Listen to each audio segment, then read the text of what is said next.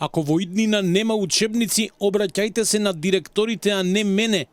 Ова им го порача на новинарите министерката за образование Весна Јаневска, која денеска во Тетово испрати порака до училиштата, дека проблемот со учебниците е системски решен и дека одговорноста за нивната навремена нарачка е кај директорите. Јаневска посочи дека Министерството обезбедило пари, наставни програми и дека се печатат нови учебници, но дека сега потребна е само поголема функционалност меѓу институциите. Оваа година, многу слободно ќе кажав, прогледав низ прсти. Следната година нема да прогледуваме низ прсти. Има систем, има упатство, има правилник. Директорите се должни да ги почитуваат законите и да си ги нарачаат учебниците. Зашто повторувам, ако тие тоа не го направат, јас можност дополнителни учебници да им обезбедам немам. Затоа од сега натаму, ако нема учебници, обраќајте се на директорите, не на министерство.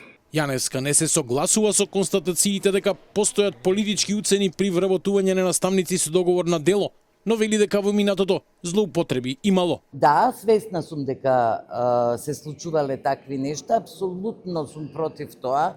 Апсолутно нема оправдување. Во образованието треба да влезат најквалитетните наставници, тие кои што се мотивирани да работат со деца, затоа што тоа и не е лесна работа. Законот и не е така лош, доколку не би се злоупотребувал, ќе следи и нов закон за наставници. Таа најави и на тамошна оптимизација на училишната мрежа.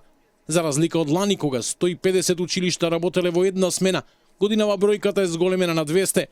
Според Јаневска, намалениот број ученици бара поефикасна организација во училиштата, а директорите треба да најдат начини да ги заштитат наставниците преку дополнителна и изборна настава, клубови и други активности.